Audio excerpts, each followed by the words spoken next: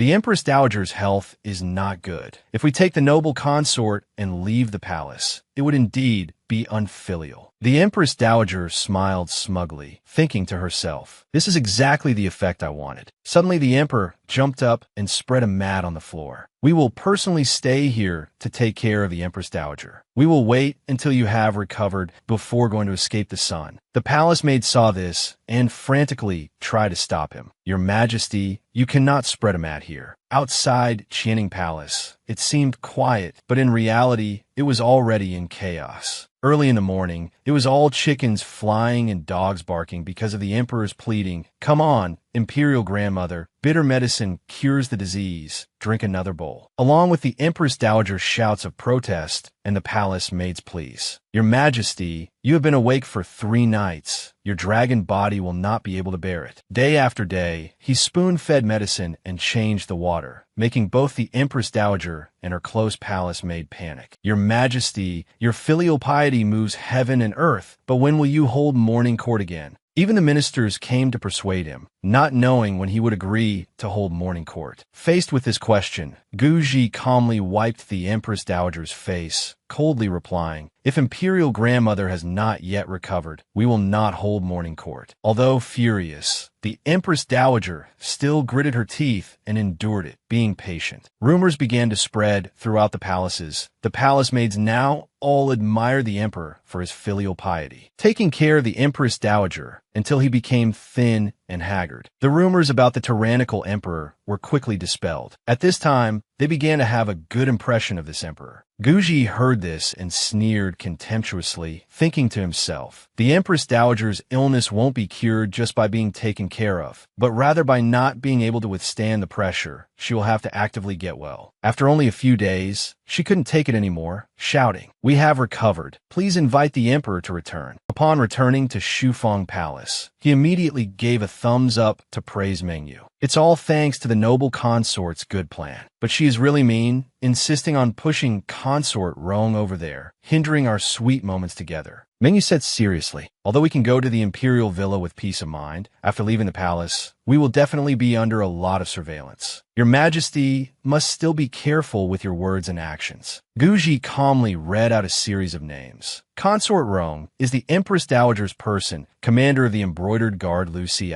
The person escorting us is the Prince Regent's person, and there are more people hiding in the dark corners. Than that, this time she was truly surprised. Your Majesty actually knows that the commander of the embroidered guard is the Prince Regent's man? He didn't hide anything, immediately recounting. At a banquet, we pretended to be drunk and accidentally overheard a conversation between Lu Ci and the Prince Regent. The water in the cup reflected Meng Yu's somber expression. She thought with a headache. The embroidered guard was originally the claws of military power, but now they are pointing their spear at the emperor. Shufang Palace returned to its quiet state after they left. Besides the dozens of palace maids and eunuchs waiting, there was also a person on horseback, his attire completely different from the servants beside him. That was none other than Lu Ci, the commander of the embroidered guard. Before getting into the carriage, she deliberately turned back to look at him. Her phoenix eyes stared at him without blinking. Only after a few seconds did she gently lower her gaze. As soon as she got into the carriage, she had to listen to Guji excitedly boasting about his achievement. "We have sent that third-wheel consort Rome to another carriage. It's just the two of us here. We can do whatever we want." Ignoring his happiness, she turned her face towards the carriage window. Gently, she reached out to lift the curtain. Then, as happy as if she had met a close friend again, she greeted Lu Ci. "Lord Lu." He maintained a proper and respectful bow. "Greetings to noble consort Meng. Does your highness have any instructions?" Who would have thought she would change her personality? Enthusiastically replying, "You and I have known each other since we were young. Just call me younger sister Meng you like before. There's no need to be so formal."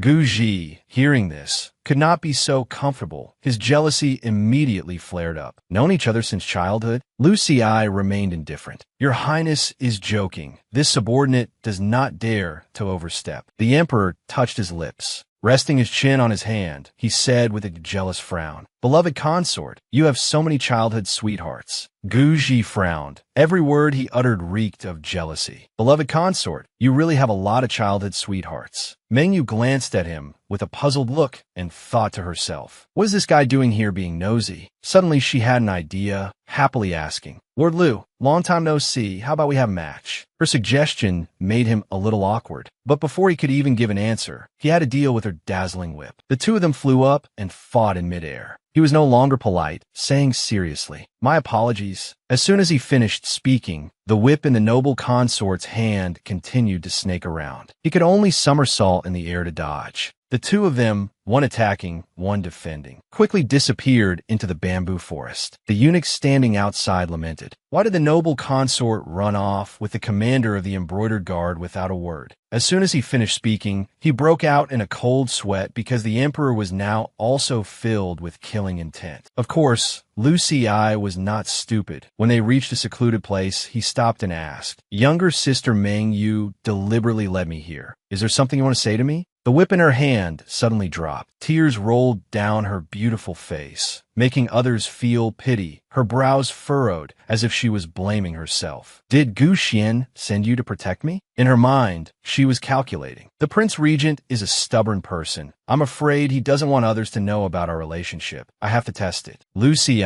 seeing her shed tears, hurriedly explained, "Don't cry. The Prince Regent wants me to protect you and keep you safe, and also told me to try not to let you and that tyrant be alone together." As she pretended to wipe her tears, she thought contemptuously, "It seems the Prince Regent didn't tell Lu Ci my attitude and stance. He still thinks I was forced and only love the Prince Regent. A man's pride, how interesting." She told herself, "I have to think for Meng Yu. A little crying is enough." Then she turned to say to Lu Ci, "It's good that he has such intentions." Who would have thought he would reply seriously? "Meng Yu, rest assured, I will definitely protect you, and absolutely will not let that tyrant harm you." As soon as he finished speaking, the atmosphere between the two of them froze, extremely awkward, while his inner self was screaming. No, her martial arts are so high. That tyrant is no match for her at all. He could only save the situation by saying, "If you need any help, just find me." Hearing this, she smiled as if she had won the lottery, delighted to have achieved her goal, and replied without hesitation, "Okay." At this time, the situation in the other carriage was not much better. Gu Ji was angry in the carriage, rubbing his aching head, thinking sadly, "The noble consort abandoned us for Lu Ci. She doesn't care about us at all. Endure it. She even keeps someone who looks like CSCI by her side to challenge us. I must endure it." Who knew he couldn't think it through, and shouted in a fit of rage, "Endure what? You! Get out of our sight. Who could endure a green hat on their head?" Shinjili could only endure in silence. The eunuch serving the emperor quickly bore the brunt. "Your Majesty, please quell your anger. The noble consort is a martial artist.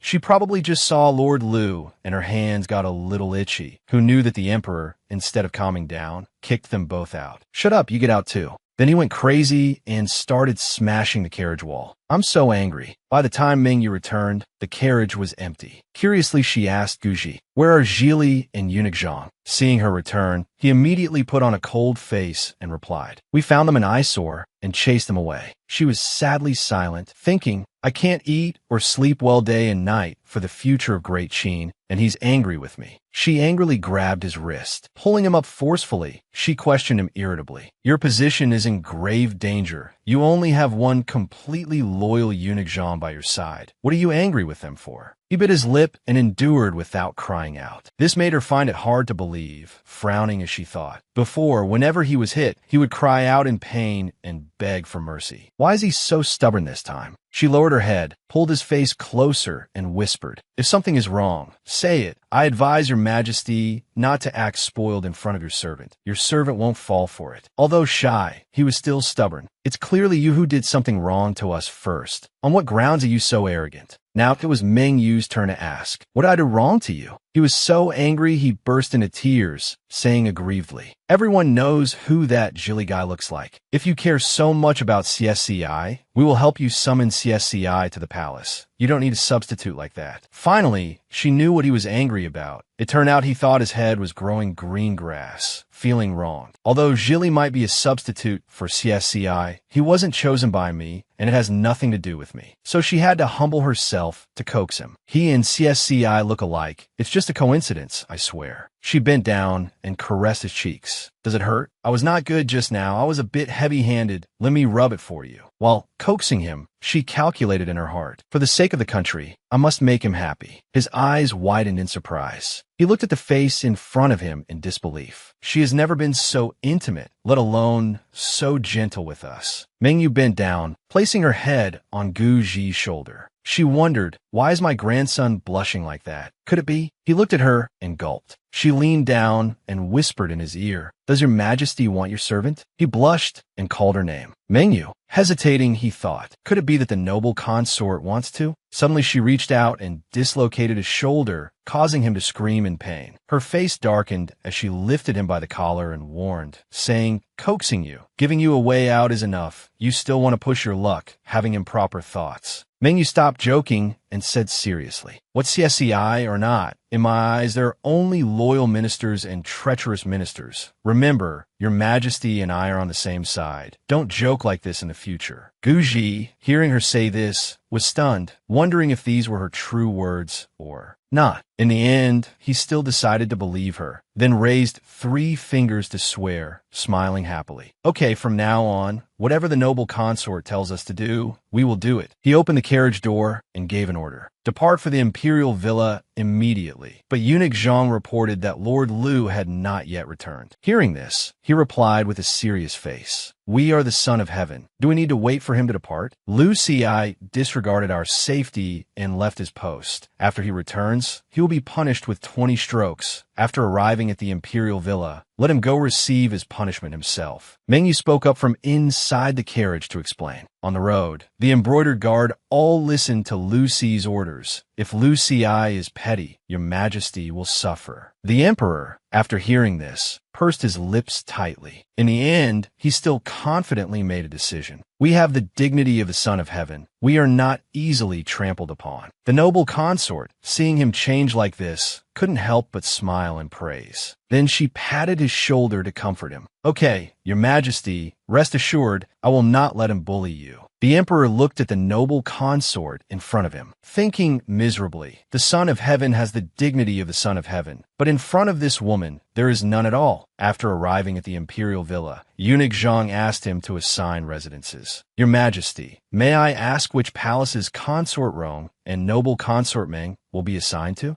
Gu Ji stepped onto the ground, saying bluntly, Mengyu will of course stay with us. Then he turned his head to look at consort Rong, who was getting off the carriage, and ordered, and arrange a place farthest from my bedchamber for her. He frowned, a hint of malice in his eyes. Let's not say we have never touched her, but as long as we touch her, even if she doesn't have a child, that old hag the Empress Dowager will make her have one, and that will be the day of our death. Eunuch Zhang, seeing his majesty's arrangement, couldn't help but feel sorry for that consort. In the palace, only consort Rong wanted to gain the emperor's favor, but was not looked upon favorably. But it was his master's business. He had no right to interfere, and quickly went to instruct the servants to bring the master's luggage in and arrange it. Who would have thought that when he went inside, he would trip over the threshold? Several items like handcuffs, clubs, and ropes fell out with a clatter in front of him, leaving him gaping in astonishment. Hastily covered his mouth and thought to himself, there are rumors in the palace that His Majesty has special bedroom preferences. Could it be that the reason consort Meng is favored while consort Rong is ignored is due to this preference? He hurriedly put the tools back into the box. Terrified, he thought, having seen such a terrible thing, won't I be silenced? Once done, he hastily slammed the chest shut. Suddenly, a hand was placed on his shoulder, and a soft call of his name made his hair stand on end. Eunuch Zhang. He could only explain honestly. This old servant saw nothing at all. Seeing his attitude, Mengyu thought to herself, could it be that he saw the weapons inside and thought, I wanted to assassinate the tyrant? She chuckled and replied, Eunuch, no need to be surprised. If I wanted His Majesty to comply, I wouldn't need tools, my hand would be enough. Her words made his jaw drop in surprise. Then he blushed and coughed dryly. Is this something I can listen to for free? Then he reminded her, Your Highness, please restrain yourself a little. Unexpectedly, she shared freely. No need for you to say it. I've already been very restrained. Otherwise, His Majesty would have been taken down by me long ago. It was the first time Eunuch Zhang had heard such things. He just wanted to flee. Help! What kind of wolfish words are these? Just then, the emperor came in and shooed him out. If the things are placed, then leave. Your service is not needed here. Eunuch Jean, terrified, hurriedly shooed the servants out. Go, go, all of you go. In his mind, he thought, it's still daytime. So it turns out the one who isn't restrained is His Majesty. After they had all left, Guji said, the hunting ground is very close to the temporary palace. One more day of practice is 1 day gained. While Lu Ci is beaten and cannot follow, let's go practice now. She picked up her clothes. All right, then let's change our clothes now and go. Looking around and seeing no partition, Mengyu wondered,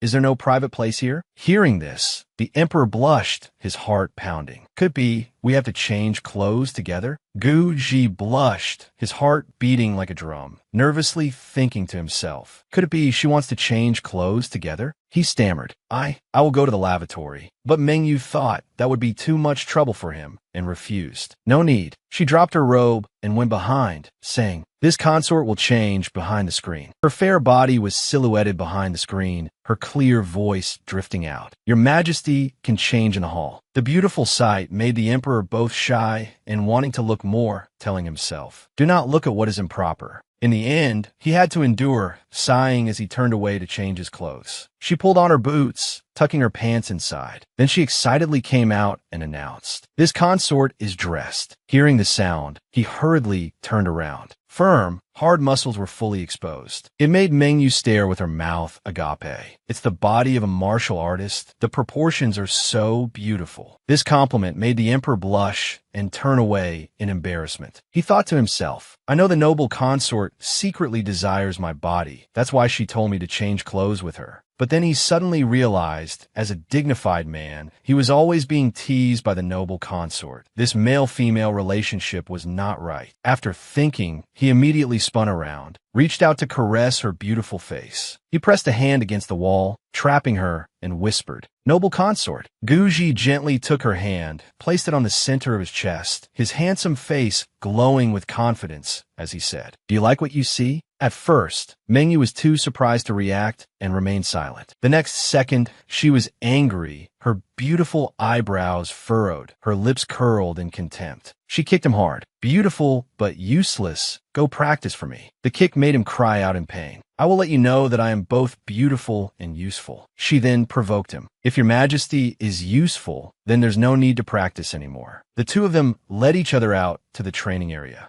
Mengyu quickly made a plan. Before practicing, we need to assess your Majesty's strength. She raised her leather whip, starting with horse riding first. As soon as she finished speaking, she galloped off first, and Guji also sped after her, the sound of hooves clattering across the racecourse. Witnessing his riding skills, she became interested. I'm not riding slowly, yet your Majesty can keep up? He confidently showed off his talent. Everyone says I can't shoot arrows. That's not right. I'm often targeted by assassins. My ability to ride and escape is top-notch. She let out an "oh" to show she understood. Unexpectedly, he could dodge her leather whip even though his attention was divided. This gave him another chance to boast about his skills. Assassins often use hidden weapons, so my ability to dodge hidden weapons is also superb. Then he said coolly, Now do you believe that I am both beautiful and useful? A moment later, on the training ground, a tightly bound rabbit appeared, surrounded by dozens of scattered arrows. Beside it, Mengyu is lecturing the emperor. The rabbit's legs are tied, yet your Majesty still can't hit it once. Truly beautiful and useful. Guji's pride didn't last long before he had to dejectedly reply, I can ride a horse, but my archery skills are no good, which is why I'm misunderstood as being unable to ride and shoot. A horse. After a tiring practice session, the two led their horses and brought the rabbit back with them. He asked curiously, Are we taking this rabbit back to cook? She shook her head. It's for your Majesty to raise. The emperor heard this as if struck by lightning. I'm a dignified man. Why must I raise a rabbit? She petted the rabbit's head. Do you even need to ask? Between your Majesty and me, who is more likely to ask the other to catch a rabbit for them to play with? Even the horse beside them gave him a contemptuous smile. Him, Lu Ci, covered in wounds, lay on the bed and asked his trusted guard. His Majesty just arrived at the temporary palace and already took Her Highness hunting? That's right, Her Highness was even holding a wild rabbit. It must have been caught by His Majesty to please her. Hearing this, he sneered. Can a rabbit please the noble consort? It's more like the noble consort caught it to please the emperor. That majesty of ours, asking him to catch a wild rabbit, is already asking too much of him. The emperor's bedchamber was finally lit.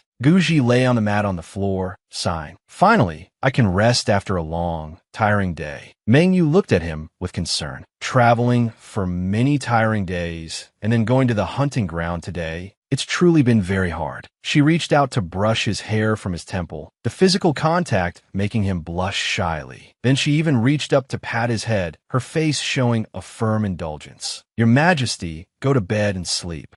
In Guji's mind, only 3 words were running. Go to bed, go to bed. Standing before her world-toppling smile, he whispered softly, Noble consort, this is too sudden. I am not mentally prepared yet. Guji said with a red face, This is too sudden. I am not mentally prepared. After speaking, he pulled away from the noble consort's hand, leaving her bewildered and uncomprehending. One needs to be mentally prepared to go to bed? Am I usually too strict with him? He left her in the room, running outside while saying, I'm going to take a bath. Noble consort, you sleep first. It wasn't until he was outside the palace gate that Guji came to his senses and stopped. He looked back longingly. The noble consort invited me, yet I abandoned her and ran away. Will the noble consort be heartbroken? He told himself again, I must go back, otherwise she will die of a broken heart. However, just as he returned to the door, the emperor stopped again. Then he suddenly squatted down, covering his crimson face with both hands. Wait, before I go back, I must prepare myself mentally. Mengyu, sitting in her room, suddenly heard a noise on the roof and asked warily, Who is it? Lu Ci jumped straight down from the ceiling, his ribs making a cracking sound as he landed. He could only lean on the table, saying painfully, Sister Mengyu, it's me. I heard, tonight you went hunting with the emperor. She thought awkwardly to herself. Looking at his injuries, he was really beaten, but it was his own people who beat him.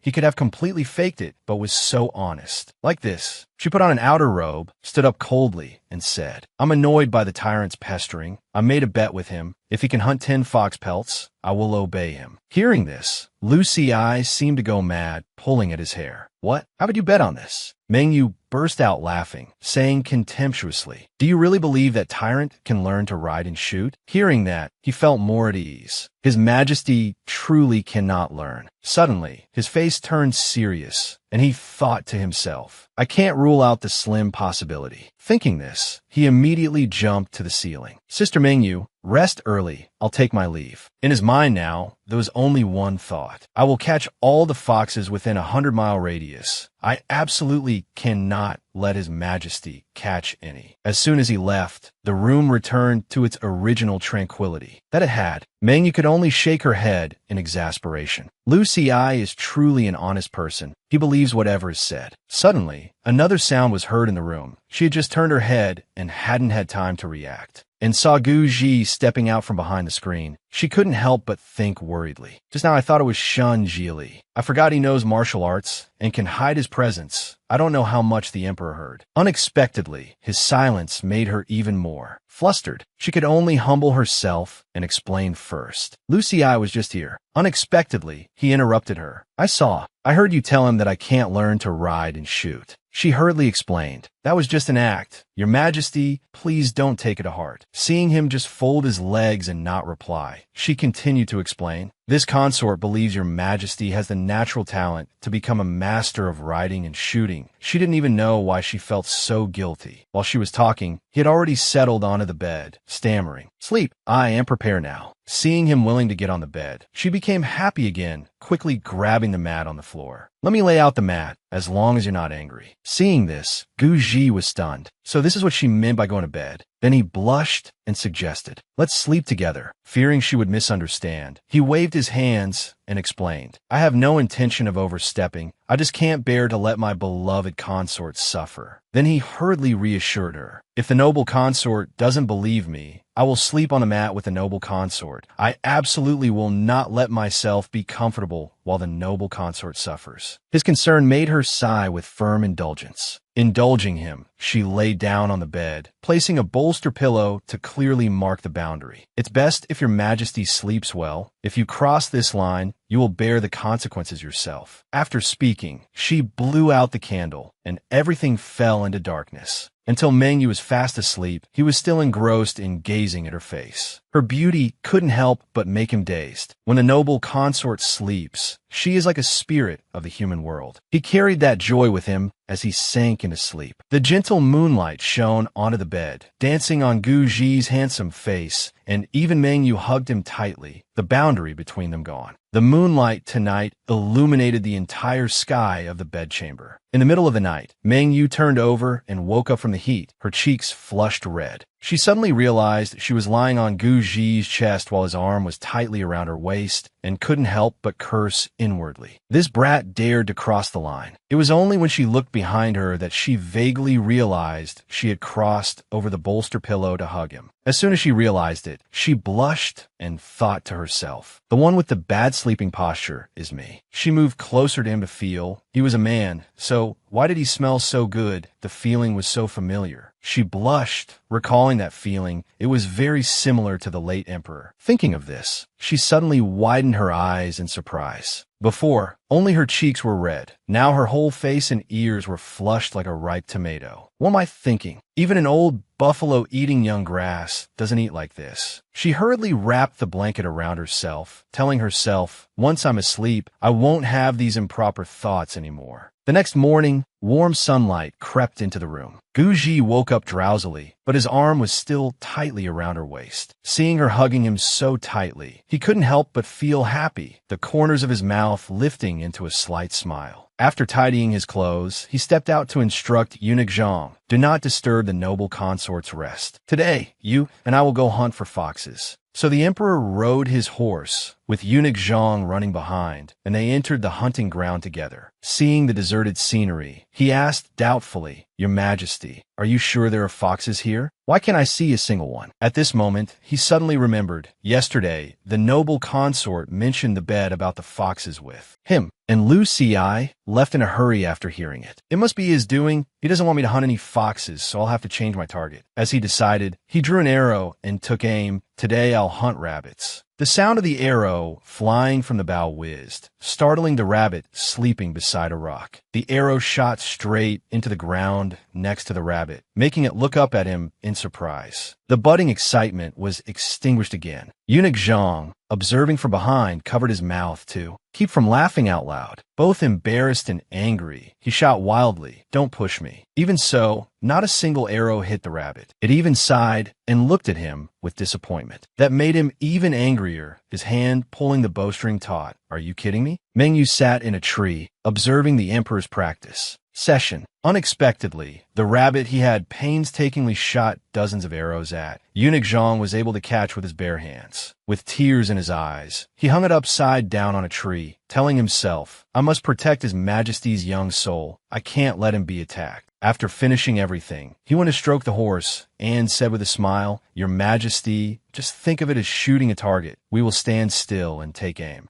Gu Ji looked at the bow in his hand, thinking to himself, "I have never taken a life." Shun Jili reminded Meng Yu, "There are imperial guards observing nearby. It's not convenient for your highness to appear." Her beautiful eyebrows furrowed. Then her phoenix eyes gradually lowered. Ignoring Shun Jili's warning, she flew down. Even the emperor was extremely surprised by her sudden appearance. Noble consort. She sat right behind him, taking hold of his wrist that was drawing the bow. Then she adjusted his posture to be precise, whispering in his ear, "Your Majesty, this arrow." With that, she released his hand, letting the arrow fly. It shot forward, hitting the rope that was tightly binding the rabbit, affirming to him that he didn't need prey that others had carefully packaged and delivered to his door. She took another arrow. Looking at the rabbit that was hastily fleeing, she continued to whisper in his ear, "This arrow is because if it is your prey, it cannot escape." As she finished speaking, the arrow struck the rabbit. For the next shot, Gu Ji drew the bow himself, with Meng Yu only assisting from behind. She constantly encouraged him. "The tree wishes for calm, but the wind will not cease, starting from when your Majesty came to this hunting ground. All living creatures can be your Majesty's prey." The arrow followed the noble consort's words and aimed straight at a nearby deer. "This hunting ground exists for your Majesty. The court officials are also provided for by your Majesty." The third arrow pierced the nearby deer, killing it instantly. Her face was serious, but she didn't stop. If you dare to have other thoughts, His Majesty will kill without mercy. Her soaring spirit made Guji feel a little admiration and also a little affection. Mengyu said magnanimously, "Anyone who dares to have dissent, Your Majesty should kill them without mercy." Her aura made a blush. His eyes widened in surprise. Suddenly, she detected movement behind the rock outcropping and quickly said aloud, "Your Majesty is also quite incompetent." She jumped off the horse, her face red as she continued, "Even killing a rabbit requires this consort's help. You should still practice your arm strength more." Then she waved goodbye to the emperor. "This consort will take her leave first." Hearing this, Lu Ci breathed a sigh of relief. He thought the noble consort wanted to help the tyrant, but it turned out she came here specifically to humiliate him. Guji practiced boxing relentlessly, telling himself, "I will definitely train my arm strength well." A moment later, he had to stop to rest for a bit because he was too tired. The fierce-looking servant stood by, worried but not daring to say anything. It was only when he couldn't bear it anymore that he approached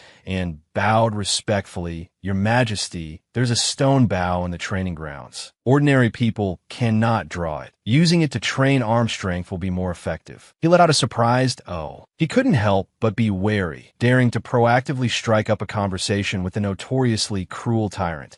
Was it because he was exceptionally brave and wanted to recommend himself, or did he harbor ill intentions? He asked for his name, and he introduced himself. This officer's name is Zhang Niaozong, a platoon leader. Only then did he allow him to go get the stone bow for him to see. After he had gone far, Eunuch Zhang whispered softly, "Your Majesty, this person is deliberately approaching you. You must be careful in case he has a wicked scheme." Hearing him say that, he thought to himself, "Weren't you the same back then? But since I have no one to trust, I can only take a risk and try once." Zhang Niaozong quickly brought the bow for the emperor to admire. He used all his strength to draw the bow, trembling, explaining as he pulled. "If you pull a little further, you can shoot 100 paces. If you pull a square inch, you can shoot 500 paces, and even further is 1,000 paces. If you pull it to the maximum, the force is immense. Nothing can stop it." He aimed the arrow straight at the distant rock. The arrow shot out, embedding itself right in the center, and the rock immediately cracked. The emperor and the eunuch stared at him with wide-eyed admiration. Guji stepped forward, patted his shoulder, and encouraged him. "It just so happens that I am lacking an archer. Tomorrow you come to the front of the palace and report your name." "Thank you, Your Majesty." He took the bow from his hand, saying confidently, "I will use this stone bow to train my arm strength." Unexpectedly, as soon as Zhang Niaozong let go, the emperor was pulled down by the weight of the bow. He reminded him worriedly, "Your Majesty, be careful." Beads of sweat rolled down his cheeks, his chin, and then fell to the ground. He used all his strength to draw the bow, telling himself, "I want to become an emperor worthy of the noble consort." The sky had turned pitch black, and the bedchamber was lit. The emperor stood in the middle of the room, clutching a pile of blankets, looking very pitiful. He thought to himself, "It's really not easy to be worthy of the noble consort." Of course, Mengyu also saw his efforts and said, "Your Majesty practices so hard every day from now on. Just sleep on the bed." Her words delighted him. Even his eyes lit up. Then he blushed and pretended to be embarrassed, saying, That's not very appropriate, is it?" She also recalled the scene of herself throwing herself into his arms yesterday. Her cheeks also turned rosy, and she replied flusteredly, "That's true, is indeed a bit not." Unexpectedly, before she could finish her sentence, he had already chosen a spot and was coaxing her. "However, since the noble consort has spoken, we should still go to sleep together." He thought happily, as expected, "I still like being close to the noble consort like this." Before going to sleep, Mengyu reminded herself, "My sleeping posture must be good." A pillow was placed in the middle, and the two lay facing away from each other. As for Guji, he told himself not to have any improper thoughts. It was another clear, breezy night. In the middle of the night, Guji was startled awake by someone pressing on him, making it hard to breathe, so heavy. But when he looked down, he saw the noble consort sleeping soundly in his arms. He couldn't help but swallow, his Adam's apple bobbing up and down. He had to struggle mentally, shaking his head back and forth, telling himself he was a gentleman too. Reduce his desire. A moment later, he had an epiphany. but it's clearly the noble consort who is blatantly seducing me. Must I really endure like Lu Xiaohui? A beastly look appeared on his handsome face. If the noble consort is unjust, don't blame me for being unrighteous. I will be just like her and do something less than beastly to her. However, after struggling for a while, only his neck could move, so he decided to bite her to wake her up. At first, he intended to bite her eye. After thinking it over, he didn't know where to bite. If I bite her eye and ruin her beautiful face, she will definitely kill me. He then looked down at her fair, slender neck. But he was still afraid he wouldn't be able to control his strength and would bite the noble consort to death. Although he was shy, he still decided to bite her ear. As soon as he touched it, he felt a comfortable and numbing sensation as he bit. But when he saw her earlobe turn red, he felt conflicted. He hesitated, not knowing whether to continue biting or not.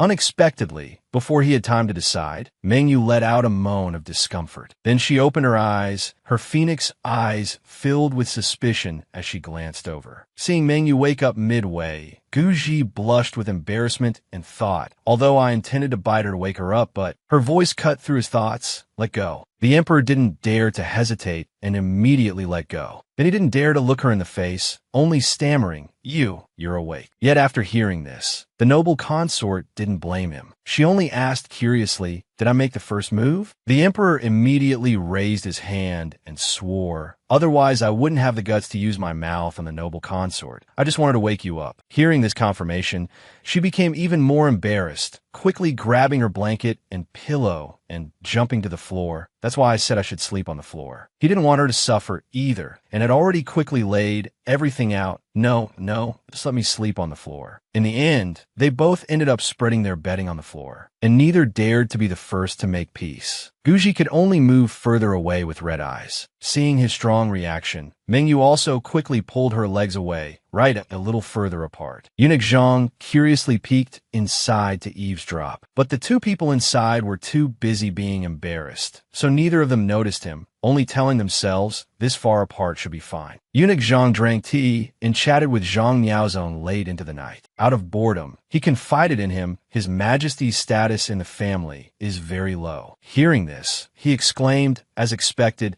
His Majesty dotes on Her Highness very much. But he was corrected by Eunuch Zhang. It's not that His Majesty dotes on Her Highness, but that Her Highness dotes on His Majesty. He leaned close to his ear and whispered, His Majesty has masochistic tendencies. The more Her Highness bullies him, the happier he is. Zhang Niaozong heard this as if struck by lightning, thinking in shock, is this something I can listen to for free? He tilted his head back and drained his teacup, then slammed it on the table, saying in a defiant tone, how can His Majesty be so cowardly? As His Majesty's confidants, we must help His Majesty restore his husbandly authority. But the other man sighed deeply. Do you know why His Majesty has been training recently? Because His Majesty is not good enough. His husbandly authority cannot be restored. He only hated that he was a eunuch and couldn't help His Majesty in that area. Hearing this, Zhang Niaozong winked and asked, I have some aphrodisiacs. Should we let His Majesty try them? Eunuch Zhang heard this brilliant plan and nodded in approval, proposing it directly wouldn't be good, just tell him to wait to train for riding and shooting. We are all men. His Majesty will naturally understand, and maybe he will even remember your contribution and promote you. As soon as he heard about a promotion, his eyes lit up brightly. The very next morning, he put his plan into action, pulling the emperor to a corner and whispering, Last night this officer remembered that I have a way to train for a strong body. If your Majesty is interested, you can try it. He didn't suspect a thing and even patted his shoulder in encouragement. My dear minister, you are very thoughtful. I will have the imperial physician look at it. If there are no problems, I will try it. He and Eunuch Zhang hurriedly gave a thumbs up, even thinking to himself, it seems His Majesty is in great need. He was still lost in his fantasy. No one remembers embroidering flowers on brocade, but offering charcoal in snowy weather is what truly counts. Will His Majesty remember my contribution? Who would have thought that before His Majesty even knew what the method was, the news had already reached Lu Ci.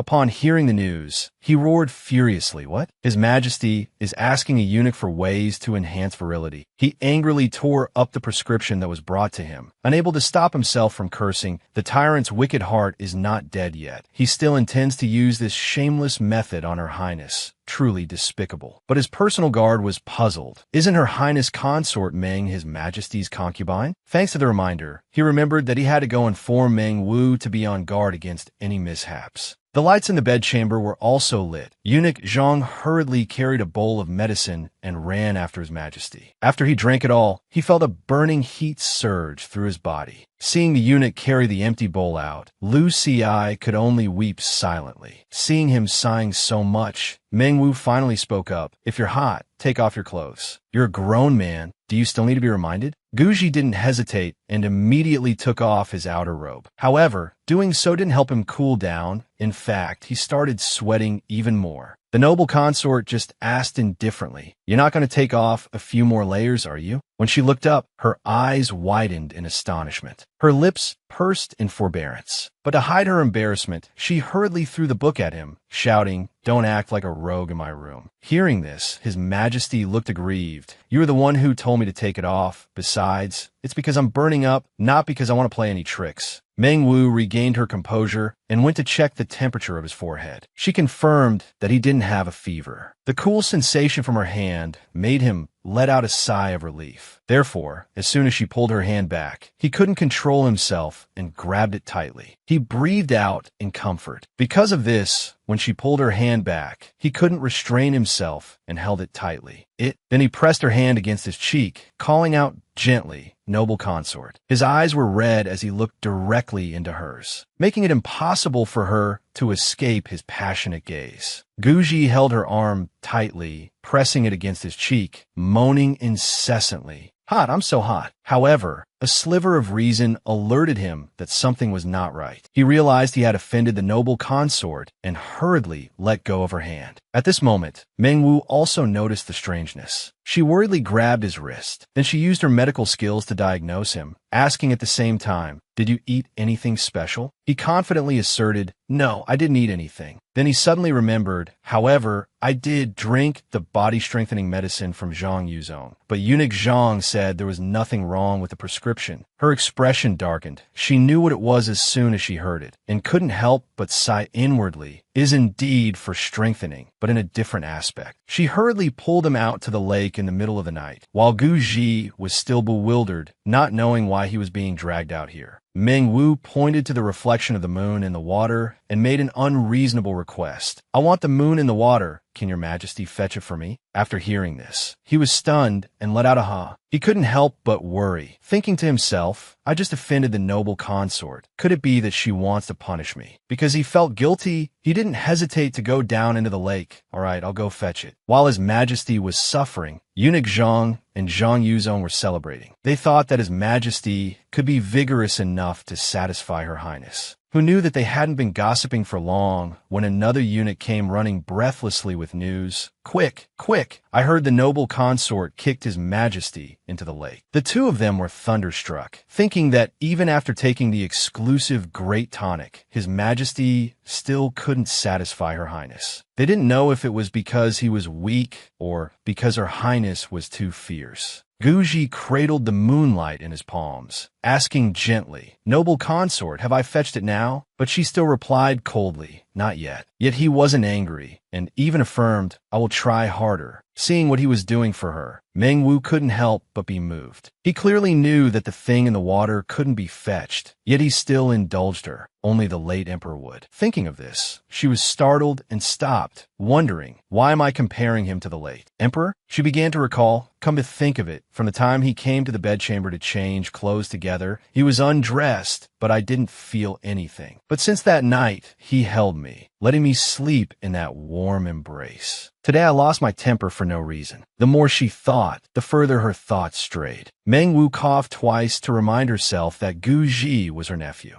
Eunuch Zhang had just arrived, and seeing His Majesty alone in the water, he shouted worriedly, "Why is no one saving His Majesty?" At this time, a palace maid also came running breathlessly. "I heard that after being beaten, Lord Liu has not recovered well. His injuries are getting worse, but he is on his way here. But if this continues, I'm afraid Lord Liu will be done for." Knowing he couldn't rely on others, he grabbed a nearby branch, and as he approached the lake, he lamented, "How can I bear this? Even though I can't swim, I must save His Majesty from danger." He quickly bent down, extended the branch for His Majesty to grab, and tried his best to persuade him, "Your Majesty, quickly grab this branch. This servant will pull you up." Who would have thought he would be flatly rejected? "Get aside, don't be nosy." Only when he couldn't bear it any longer did he turn to plead, "Noble consort, I'm feeling a bit cold. Can I come ashore yet?" Meng Wu rubbed her chin, calculating the effect of the medicine should have worn off by now, right? She didn't make him suffer any longer. "Your Majesty, come on up." As soon as he got her approval, he happily turned to get out of the water. Who would have thought that, because he had been soaking in the water for too long, his leg cramped up. He could only flail in the water, struggling and shouting for help. "Help! Save me!" This sudden incident also made her panic, her eyes wide with fear. She hurriedly leaped into the water, shouting, "Your Majesty." However, before His Majesty could even utter the two words "noble consort," he was submerged by the water, becoming disoriented and utterly panicked. Fortunately, Meng Wu managed to interlock her hand tightly with his. Then she gently pulled him closer to exchange air. Meng Wu struggled to pull His Majesty ashore. Eunuch Zhang couldn't help but look at the two with concern. "Your Majesty, Your Highness." Hearing the guard shout, "Lord Liu, we're here to save you." She turned around curiously, only to find that the drowning person was now Liu Xi.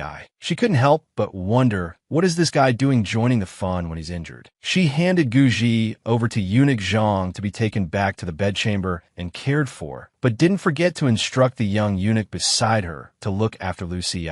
After they pulled Lord Liu out, they were to summon the imperial physician to examine him and let him rest well. The bedchamber, which should have been quiet, was now brightly lit late at night. As soon as Meng Wu returned, she summoned Zhang Yuzong and questioned him angrily. "His Majesty is the supreme ruler, yet you tricked him into drinking medicine he shouldn't have." He fell to his knees in fright. All three of them jumped in fright upon hearing this. She interrogated him relentlessly. "What do you mean by having improper intentions?" It took a while for Gu Ji to understand, wondering, "Why do you say it's medicine he shouldn't have drunk?" Zhang Yuzong hurriedly defended himself. How can an aphrodisiac be an improper intention? Hearing his confession, he was stunned with his mouth agape. "So the way to nourish the body you told me about was an aphrodisiac?" After realizing this, His Majesty walked over, grabbed him by the collar, and shouted angrily in his face, "Why did you give me that medicine?" Before Eunuch Zhang could stop him, he had already pointed the finger at him and confessed. Eunuch Zhang said that Your Majesty's performance in that aspect couldn't satisfy the noble consort, so we wanted to help Your Majesty solve your worries. He was petrified after hearing the explanation. "Solve my worries?" Gu Ji questioned in a furious, low voice. "One beardless eunuch, one who only knows swords and blades, what qualifications do you have to doubt my abilities?" It was rare to see His Majesty so angry, so the other two cowered in fear. Their faces increasingly annoyed him. He quickly grabbed the leather whip on the bed and chased them away. "Get out, all of you get out." Who would have thought they would just hide in a nearby bush? Seeing that His Majesty was no longer chasing them, Eunuch Zhang dared to peek out, sighing in relief. Finally out of sight of His Majesty and Her Highness, Zhang Yuzong's anger finally erupted. He roared as if he was about to deal with him. "You damn eunuch!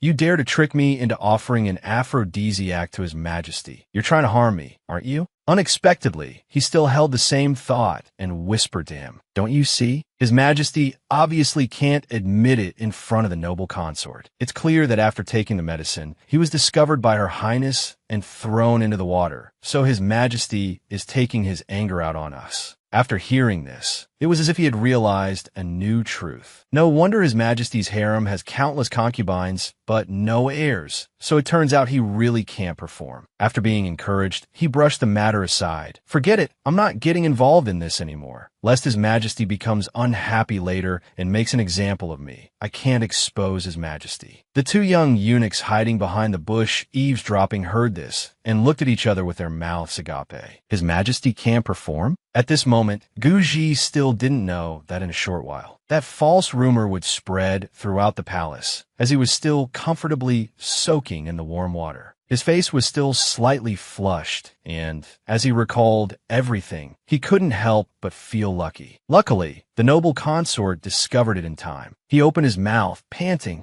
imagining if the drug's effects had fully taken hold. Doing something beastly to the noble consort would have been a huge mistake. He adjusted his clothes and walked into the hall, telling himself that he had to apologize and thank her. But before he could speak, the noble consort asked first, "How does your majesty intend to punish them?" Guji smiled and scratched his head. "A light punishment as a warning. Firstly, I don't have anyone else to use, and secondly, they didn't intend to harm me." Rarely, she also agreed with his opinion. "I agree with your majesty's approach, but you must also teach them a lesson, and in the future, conduct strict checks to avoid being poisoned." Suddenly, he gave a mocking smile. Does the noble consort think it hasn't happened before? She was very surprised to hear him say that. He took out a pouch of medicine and recounted. "In the past years, Prince Yijing has made moves against me. The Empress Dowager needs me to produce a prince with her family's bloodline for her first. It was to guard against Prince Yijing that I managed to avoid the death." He picked up a pill and fiddled with it in his hand. Then he held it up to look at it and calmly continued. "To prove that I was a good-for-nothing, I always pretended to be foolish and drank that poison. When Zhang Yuzong offered the medicine, I already had my suspicions, so I had the imperial physician look at it. I thought he would be very upset, but instead he turned and smiled brightly. When the noble consort said there was a problem with the medicine, I thought those two had conspired to harm me, so I felt a bit disheartened. But when I found out they gave me an aphrodisiac,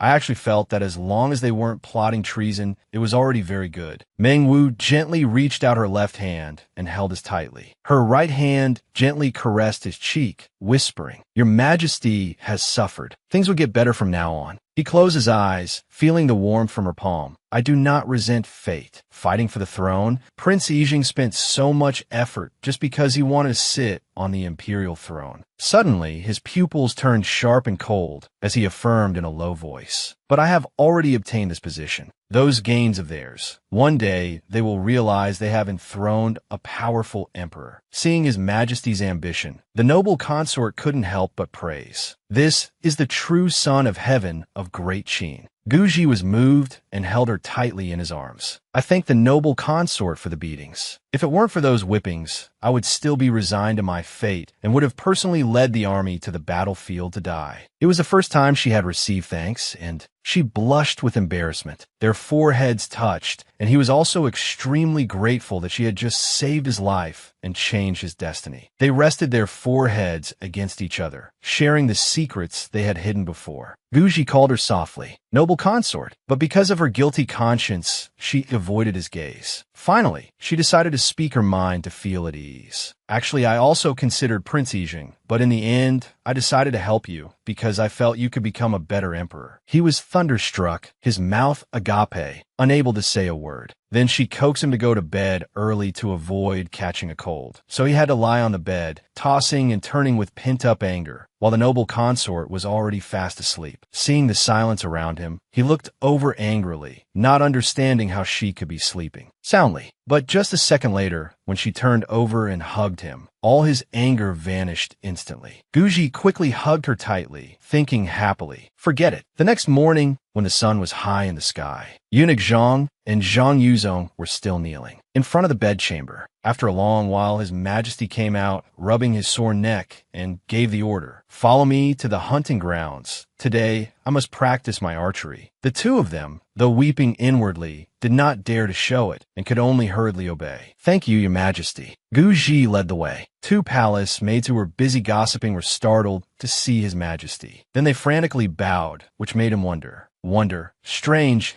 why is everyone in the palace looking at me with sympathetic eyes today? At this moment, two young eunuchs were still gossiping in the bushes. What? His Majesty can't perform? His Majesty's temper is so tyrannical. It must be because he can't perform that he takes it out in other ways. How pitiful. They were so engrossed in their conversation that they didn't notice Guji standing to one side, hearing every word clearly. He was speechless with these servants. The arrow he shot pierced the rabbit. One mouth cannot argue against 100, so he was determined to improve his skills, to prove himself and dispel the rumors. At this time, Meng Wu, having finished dressing in the bedchamber, instructed Shunjili. Last night, Lord Liu ignored his injuries and jumped down to save someone. I'm afraid his injuries have worsened. You will accompany me to visit him. Of course, Shunjili could only obey. She walked gently into Lu Si's resting room. As soon as he saw her, he sat up and was about to bow hastily. Greetings, Your Highness. But she quickly stopped him. Brother Liu, there is no need for ceremony. Just focus on your recovery. He lowered his eyes, saying sadly, Yesterday, I knew His Majesty had taken an aphrodisiac and wanted to warn Your Highness, but unfortunately, it was too late. Fortunately, Your Highness discovered it in time. Meng Wu's expression also turned grim. Last time I beat the tyrant, I was almost dealt with by the Empress Dowager. This time I kicked him into the water. If word gets back to the palace, I'm afraid the Empress Dowager will not spare us. Lu Si quickly waved his hand to reassure her. Your Highness, rest assured His Majesty has no intention of pursuing the matter, and I will also block the news. This matter will not reach the palace. Suddenly, he lowered his voice and whispered, Right now, a rumor is spreading throughout the temporary palace that His Majesty can't perform. Then he asked hesitantly, May I ask Your Highness, is it true that His Majesty can't perform? By the time she reached her own bedchamber, she was still lost in a jumble of thoughts. The emperor's attitude towards his concubines has always been one of disgust. It seems it really is to cover up. Then she thought in panic, Heavens, he can't really be impotent, can he? Just then, His Majesty walked by and caught the noble consort's doubtful gaze. His heart immediately boiled. This look, could it be that the noble consort also thinks I can't perform? Seeing his guilty expression, she became even more certain of her speculation. She decided she had to set him straight. Your Majesty, if you cannot produce heirs, your position will be in danger, she said with a sincere expression. This kind of matter, if discovered early and treated early, can still be saved. Who would have thought she would turn to see Gu Ji questioning her with a dark face? I am very curious where the noble consort got the evidence to conclude that I cannot perform. She stared at that spot and began to reason. Before, Your Majesty said that if a concubine in the harem gave birth to an heir, Your Majesty would have a foothold, which sounds very reasonable. But Your Majesty is a man in his prime. Yet to this day, none of the concubines have shown any signs. Unless it's a cover-up, I can't find a more reasonable explanation. After hearing this, Gu Ji's face was as black as the bottom of a pot, veins popping on his forehead. He bluntly tore the clothes on his body. Seeing him act like this, Meng Wu stammered in fear. What are you trying to do?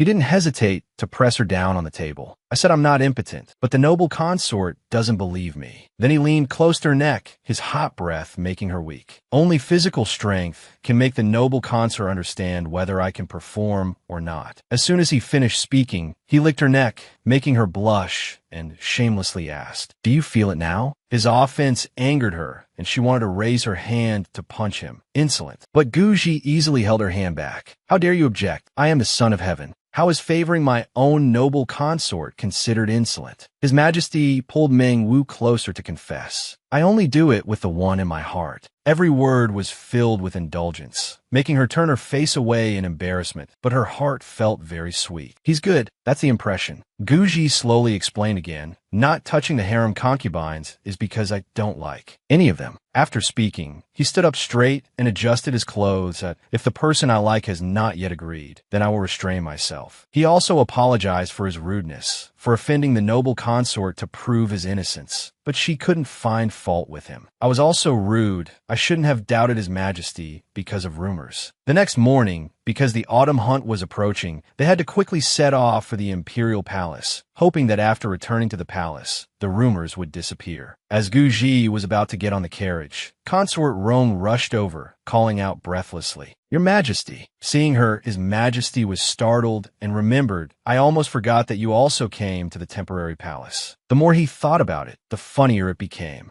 She had clearly received the Empress Dowager's order to come along, but she did nothing, which made me forget her existence. Of her. Her face was as pale as a plum, and she asked shyly, Is that so? It turned out that that as soon as she arrived, a young eunuch had come and whispered a few things in her ear. His Majesty likes people who are cold to him, just like Consort Ming. Your Highness should just stay in the temporary palace. Don't be too proactive. Who knew she would be so gullible? During that whole time, His Majesty paid her no mind, which made her despair. Was I not cold enough? Only now did she realize she had been tricked by that devilish eunuch. She quickly covered her mouth to hide her panic, explaining, "The Empress Dowager ordered me to serve your Majesty. These days I have been too negligent. On the way back to the palace, I will definitely serve you well." Since she liked to play dumb so much, he would use that as an excuse and give a direct order. You are punished with 10 days of confinement after returning to the palace, and your authority to manage the 6 palaces is revoked. You have no objections, do you? Consort Rong felt as if her whole body was bleeding from the sneak attack. Anyone with eyes can see I was just saying it for show. Why is he bullying the weak? As soon as His Majesty turned around, he saw Lu Ci lying miserably on a stretcher, having to be carried by people, and he also offered some words of concern. If Lord Lu rides a horseback, I'm afraid his body won't be able to take it. With that, he jumped onto a horse, feigning kindness by giving up the carriage to the injured Lord Lu. Then he spurred the horse to gallop away quickly, leaving a cloud of dust for Consort Rome to enjoy. The court officials who received the news that His Majesty was about to return also lined up neatly at the gate to welcome him. Who would have thought that when they looked up at the sound of horse hooves in the distance, they would be so surprised their eyes went wide? Because what they saw was the scene of His Majesty and the noble consort riding at the head of the procession. Everyone was terrified, saying in a panic, "His Majesty returned on horseback." Guji majestically reined in his horse, which neighed and then obediently followed his command. Some officials fell in fear at the horse's feet. Seeing this, His Majesty did not hesitate to mock them. "You are my subjects, yet you are so disrespectful before the imperial presence. Do you still have the bearing of officials?" Gu Xin calmly stepped forward, then spoke in rebuttal. "Your Majesty has injured people while riding before, which is why they are so afraid." His Majesty was no longer as patient as before and replied with a smile. "Little Imperial Uncle is right, but now I feel my riding skills have improved quite a bit." After saying that, he deliberately turned to look at Meng Wu meaningfully. "That wouldn't you say so, noble consort?" Seeing His Majesty acting so intimately, Gu Xian frowned, but his face showed no emotion. Gu Ji even stroked the horse she was riding, deliberately continuing to provoke him. "Although I practiced riding and archery hard to please the noble consort, it is also because of this that I was able to accompany the noble consort all the way." Even she felt a little awkward after hearing this, so she remained silent. Gu Xian waited for him to finish before mocking. "I, on the other hand, heard that your Majesty was kicked into the water at the temporary palace." He still replied nonchalantly, "The night was hot and stuffy. I jumped in for a swim myself. It has nothing to do with the noble consort." This time, he was a little angry and said in a low voice, "Your Majesty is still young, yet you already know how to protect your woman." Guji glanced at him, smiling contemptuously. Could it be that in little Imperial Uncle's eyes, I cannot protect my own woman? Seeing the gunpowder-filled atmosphere between the two, the one known for his strange yin-yang energy respectfully bowed and reported, "The autumn hunt is urgent. I hope your Majesty can protect the nation's dignity this time." Gu Xian shot him a warning glance. However, he himself used a contemptuous tone to remind His Majesty. "The envoys from the Qi state will come to observe the autumn hunt, and they also want to offer a fierce beast as tribute. I hope your Majesty will not become a laughingstock like last time." Guji saw the contempt in their eyes and affirmed in a serious tone, "Rest assured, this time I will make everyone understand. With me here, Great Qin will not be easily violated." They quickly arranged the belongings of the person returning to the Hall of Mental Cultivation. As he let her help him adjust his clothes, he said, "Since we have returned to the palace, I will go visit the Empress Dowager, and at the same time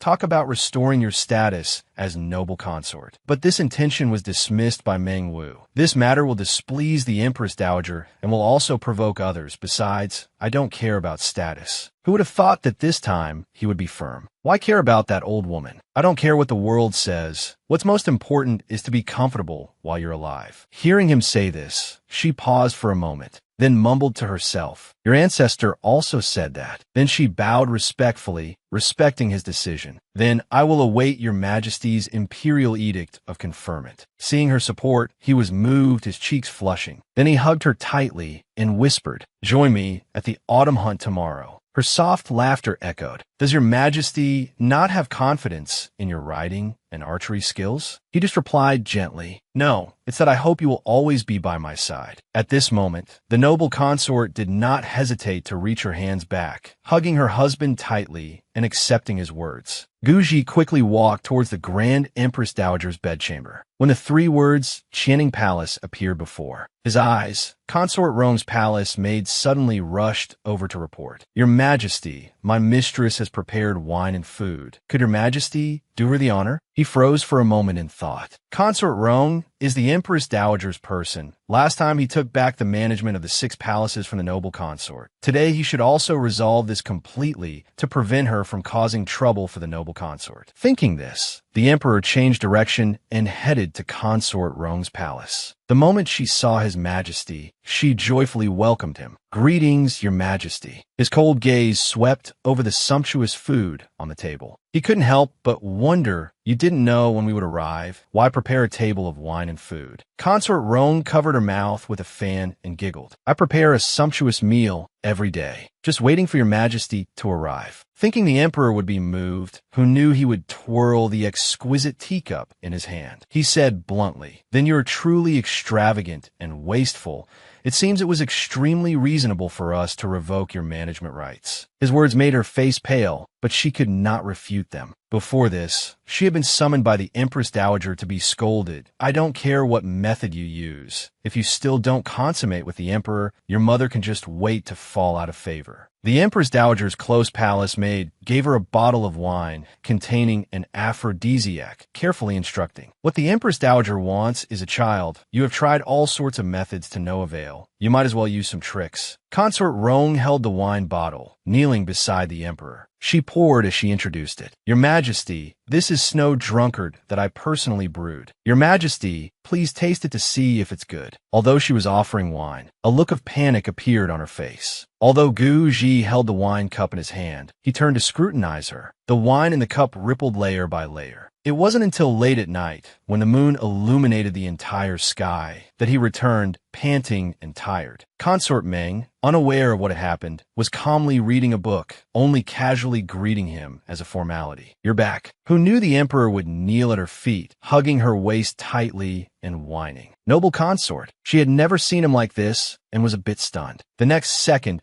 Guji started crying and complaining aggrievedly. "Ho, noble consort, we cannot be without you. The Prince Regent is plotting against us. He is not a good person. He is not sincere with you. Don't go with him." Mengyu still didn't understand what nonsense he was talking about, but to soothe him, she gently stroked his head and affirmed, "Your Majesty, I do not like the Prince Regent." Upon hearing this, Guji smiled happily, hugging her even tighter while she shyly warned him, "Don't push your luck." As soon as she warned him, he shouted again, "Will you still go looking for CSEI?" Mengyu pretended to think before answering him. "No," but he continued to act unruly at her feet, chirping incessantly. "You're not lying to us, are you?" She quickly pushed him away to question him. "Your Majesty, let me go first. Tell me what happened." He raised his hand to rub his forehead and replied, "We drank some wine in Consort Rome's palace." Then, while Mengyu was not paying attention, he lifted her onto his lap and continued to whine. "Noble consort, we are so hot." She immediately suspected. Could there have been an aphrodisiac in the wine? But that thought immediately vanished when his mischievous hand touched her sensitive spot. Her face turned dark with anger. Then the sound of a whip cracking rang out, along with the noble consort's mighty shout. "How dare you feign drunkenness in front of me?" Her wrath made him raise his hands to guarantee. "Our alcohol tolerance is not good. Just smelling wine will make us drunk. We were really drunk just now, but are sober now." In this dire situation, Shun Jili came in to announce, "Consort Rome is kneeling outside the palace and won't get up, saying she begs for an audience with your highness." When the emperor heard her mentioned, he flew into a rage. If we hadn't noticed her strange attitude and had eunuch Zhang test the wine, we would have fallen for her trick. We haven't even settled the score with her, and she comes to the noble consort's door herself. We will send her away. At this moment, Mingyu also realized she had wrongly blamed His Majesty. She hurriedly reached out and pulled at the hem of his robe. When he turned his head to look at her with a puzzled expression, she then spoke softly, "Let me go see her." As soon as she saw the noble consort come out, Consort Rong burst into tears and lamented, "Your Highness, I know I have committed a capital crime by harming the dragon's body. Although I am a legitimate daughter, my father favors his concubines and neglects his wife. My maternal grandfather's clan is gradually weakening, and there is no one to support my mother. My mother and I can only rely on each other. The Empress Dowager used my mother to threaten me. I had no other choice. I hope your Highness can plead for me." After hearing her situation, Meng Yu's eyebrows furrowed slightly. She calmly made a request. "This one can help you, even save your mother, and let you two flee far away, but the decision is all yours." Gu Ji coldly interrupted her. "Noble consort, what are you talking to her for? She is the only legitimate daughter of the Zhu family of marriageable age. If we kill her, the Empress Dowager will be powerless." Every word from the emperor seemed to seep into Consort Rong's heart and liver, making her terrified. Her whole body couldn't help but tremble. She decided to reveal everything, grabbing Meng Yu's skirt and begging. The Empress Dowager plans to, after proving that His Majesty has a hidden illness, justifiably adopt a child from the royal family. Even if His Majesty doesn't have an illness, the Empress Dowager will stop at nothing to make it so he does. Meng Yu lifted her chin. "You have no other choice. This one is the same as the Empress Dowager. Also needs a chess piece." After hesitating for only a moment, she closed her eyes tightly as if making a decision. She kowtowed and guaranteed, "I can be an inside agent. I beg your Highness to tell His Majesty not to. Just yesterday it was warm and sunny, yet today snow has covered the capital in white." Meng Yu adjusted the emperor's clothes and then spoke, "I want your Majesty's handwritten directive to leave the palace to visit Lu Ci." He agreed without hesitation. She added, "Of course, the main reason is to meet the Prince Regent. He will definitely come to see me when he hears I've left the palace." Upon hearing this, the emperor wanted to question her. "What are you meeting him for? You're no longer on the same side as the Prince Regent. Do you want to ruin your own identity?" Despite Gu Ji shouting, she just calmly replied, "It's not like he's an ex-lover." Then she gently stroked the bridge of his nose to soothe him. All right, stop making trouble. The Empress Dowager wants to harm His Majesty. After he gets an infectious disease, she will adopt an heir. I will tell this to the Prince Regent. Let him use her own tricks against her, and we will just be the fisherman who reaps the benefits." Meng Yu quickly arrived at the gate of the Lu residence. Shun Jili, who was outside, immediately announced, "We have arrived, Your Highness." At this time, she was disguised as a man, and, as she stepped out of the carriage, she did not forget to remind him, "Don't call me Your Highness, call me young master." He immediately replied with a yes, who knew that as soon as they entered, they would run into Gu Xian and be questioned by him. "Little you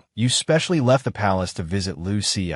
Since when did the relationship between you two become so good?" His eyes flashed with reproach. "Yet I have never seen you pay any attention to me." Meng Yu replied sarcastically, "Elder brother Lu has helped me a lot, and his injury is also related to me. If you were on your deathbed, maybe I would come to visit too." Seeing himself being treated so coldly, he changed the subject. "I didn't come to talk about these things with you, but to see you." She still maintained a cold attitude and replied, "I ask you that Zhang Yuzong, when he was in the imperial palace, deliberately approached the tyrant. Was he arranged by you to be by the tyrant's side?" Gu Xian frowned. "Zhang who? Who is this person? I don't know him at all." She smiled mockingly. She pretended to turn away to avoid his touch. "If not you, could it be the Empress Dowager? Yesterday, Consort Rome told me the Empress Dowager intends to adopt a child from among her relatives to be the heir. She wants to plot against the tyrant. It's not impossible that she arranged for someone to monitor him." His eyes were filled with suspicion. "Is this true? Why would Consort Rome tell you that?" She picked up a chess piece and toyed with it, then recounted. "Yesterday, she rushed into the palace begging me to save her, saying the Empress Dowager was just using her and would get rid of her once she was no longer valuable." The chess piece on her fair skin showed a clear contrast. The Empress Dowager always wanted to use Consort Rome to give birth to a child to preserve her bloodline and inherit the throne. If she gets rid of the mother and keeps the child, she can rule from behind the curtain. Gu Xian still didn't fully believe it, but that consort Rong had never given birth to a child. So the Empress Dowager became impatient. Or, is the marital relationship between you and the tyrant not good? She just smiled happily and replied, perhaps you have heard the rumor that the tyrant has a hidden illness? Before he could react, she leaned close to his ear and whispered, because he reacts to me. His hand smashed the table to pieces, as if he had gone mad. He roared, one day, I will gouge out his eyes and cut off his hands. Although fresh blood was gushing out, flowing down his hand. However, she didn't care at all and coldly turned away. I have no interest in being in the same place as a madman. Please tell elder brother Lu that I have been here, Imperial Uncle. Hearing her call him Imperial Uncle, he couldn't help but sneer, humph. At this time, Lucy's subordinate took the opportunity to bandage Gu Xian's wound, while Lucy I wanted to ask for his opinion. The Empress Dowager wants to frame the Emperor for having a hidden illness. What does your Highness plan to do? He replied in a low voice, with a hint of killing intent in his tone. Of course, we cannot let her get her wish. At this moment, Meng Yu calmly walked out of the residence. Shinjili was a little surprised to see her return so early, but he asked bluntly without hiding anything, young master, are we going back? She was about to answer when she suddenly saw a familiar person in the distance. CSCI approached them, calling out affectionately, you. His sudden appearance made her suspicious. It's not surprising that Gu Xian knows I left the palace, but how does CSCI from the Dali Temple know? This news? He was about to pour out his heart when his eyes suddenly fell on Shun Jili, who looked 7 or 8 parts similar to himself. He immediately changed his tone and laughed contemptuously. Oh, it seems your Highness still remembers this humble servant. She then ordered him, Jili, you may withdraw for now. Yes, he began to tell his story as if he was in great pain.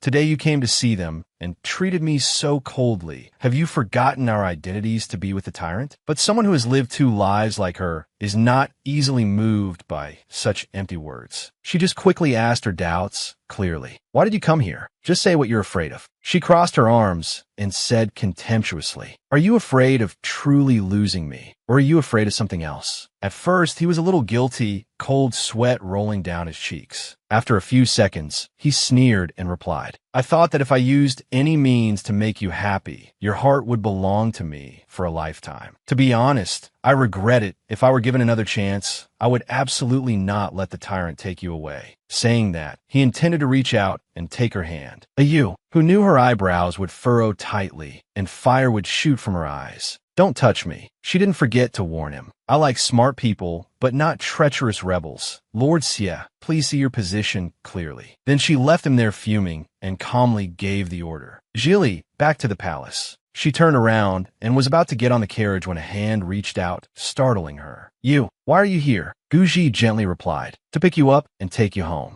She didn't hesitate to place her hand on his and then happily exclaimed, with someone by my side, the road home will definitely no longer be lonely. CSCI stood there witnessing every detail. Now, a murderous aura surrounded him. For every day you live, I'll lose a day of sleep and appetite. Suddenly, he chuckled to himself, a cruel look in his eyes. Fortunately, you don't have long to live. Anyway, the next morning, the Great Sheen was grandly decorated with flags and flowers. The ministers below bowed respectfully. We pay our respects to your majesty. Long live your majesty. Long, long live. The emperor majestically ordered. All may rise. The ministers also obediently followed. Thank you, your majesty. A high-pitched eunuch's voice announced. The envoy from the state of Qi has arrived. As soon as this news arrived, the ministers who were just serious were now wringing their hands in anxiety. The moment for our great Qin to lose face has begun again. Shun Jili worriedly draped a cloak over Meng Yu.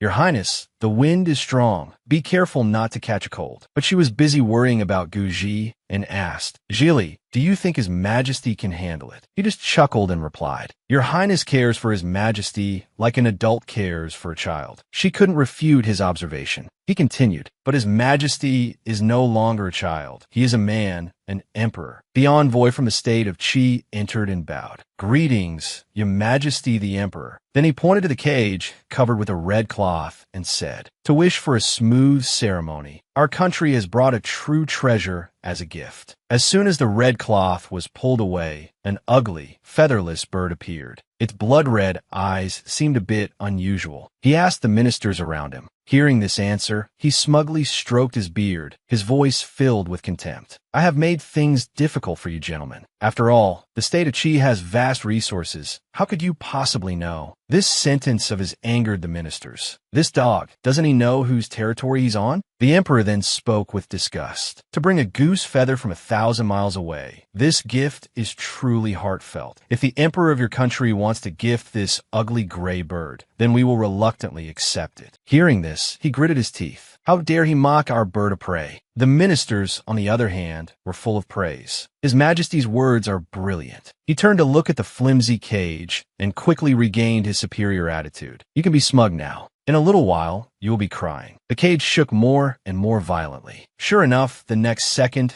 that ugly bird broke out of the cage and flew out. The ministers below started to panic. Heavens, it broke out of the cage. The strange thing is that it didn't fly away, but flew straight down. Its talons tightly gripped an unlucky minister. He flailed his arms wildly, screaming madly. Let me go. Eunuch Zhang also frantically ordered the soldiers. Protect His Majesty. Protect the emperor. It seemed the emperor had anticipated this, so there was no ripple in his eyes. Even noble consort Meng was so worried that she anxiously called out, Your Majesty. Suddenly someone placed a hand on her shoulder. She turned around startled and asked suspiciously, Why are you here? But Gu Xian just remained silent. While everyone was chaotically fleeing, Gu Ji calmly picked up the bow that had been prepared for him. While drawing the bow, he didn't forget to make a sarcastic remark. Ugly birds really like to cause strange trouble, saying that he focused on aiming at the target. The bird at this moment was like tearing through the wind, rushing straight towards him. His arrow was knocked on the bow, just waiting for the right moment. He timed it perfectly, without being off by a second. With a thud, the arrow shot straight into the neck of that ugly bird. The emperor's skill stunned everyone, from the ministers who couldn't believe his precise archery skills, to the Qi envoy who was dumbfounded. Wasn't it said that the emperor of Qin was a fool? How did he become so extraordinary? He looked at the chaos below and couldn't help but say with shame, A single bird made you all so scared. It truly embarrasses us. This beast was disrespectful, almost ruining my hunting ground, but can't be blamed. After all, a beast is just a beast. Then he emphasized in a low voice, If there's anyone to blame, it can only be the foolish person who didn't build the cage properly, letting the beast run wild. Envoy, wouldn't you agree? The emperor glanced at him with a warning. Envoy, please return. We are not in the mood today. Tomorrow we will invite the envoy to go hunting together. Then he didn't forget to wave his hand in order. Pluck the feathers of this beast and give them to the ministers, one for each, to hang at home as a reminder of today's shame. The ministers bowed solemnly. We respectfully see your majesty off. At this moment, Meng Yu was being blocked by the Prince Regent from leaving the bridgehead on the other side of the reeds. Seeing this, the emperor walked over and mocked. Just now at the hunting ground, seeing imperial uncle talking next to the noble consort, I thought my eyes were playing tricks on me. Seeing him appear, she immediately called out, Your Majesty. He still maintained a contemptuous smile, looking at the one who wanted to interfere. I didn't expect it was really the emperor. The emperor crossed his arms, smiling contemptuously at the Prince Regent. Just now at the hunting ground below, seeing royal uncle standing and talking with the noble consort, I thought my eyes were playing tricks on me. Meng Yu chuckled and asked, When your majesty was in front of the envoy, you were so majestic, yet you still paid attention to me? Guji scratched his head in embarrassment and hummed in agreement. She was so happy that she was both laughing and humming a few notes. Of course, Gu Xian did not miss any emotion on her face. At this moment, he coldly bowed. Greetings, your majesty. Who knew he would step straight on the hem of his robe, walk over, and put his arm around her shoulder, arrogantly reminding, And her highness the noble consort too. He silently looked straight into the emperor's eyes. The emperor also did not hesitate to meet his gaze. In the end, he still bowed his head in salute, but did not forget to mock. This humble servant always remembers that her highness the noble consort was snatched away. This humble servant pays respects to her highness the noble consort. He looked at her gently, but his voice was filled with a warning. Since imperial uncle has already paid his respects, in the future, you should remember clearly The noble consort and I sleep in the same bed every night. She is mine." After saying that, the emperor led her away, leaving the prince regent standing there alone. Seeing this, he couldn't help but sneer. His eyes lowered, bottomlessly gloomy. Just a puppet that can be crushed in the palm of my hand at any time, yet he dares to bare his fangs and claws at me. When the two of them were in a distant corner, Meng Yu slowly explained. The Prince Regent probably knew that the Qi envoy would play dirty tricks. He was afraid I would step in to help you, so he personally came to stop me, and also said that I should see your incompetence clearly. Guji angrily punched a tree trunk. We had already guessed it. That's why we were angry and said those words to provoke him. But she interjected to mediate. Actually, when a strange bird flew towards your majesty, I really wanted to step in and save you. But after he stopped me, I realized that I shouldn't treat your majesty like a little boy. She turned back to continue pouring out her heart. Your majesty is a man. I should give your majesty enough trust. The matter with the envoy just now, your majesty made me very impressed. The more she spoke,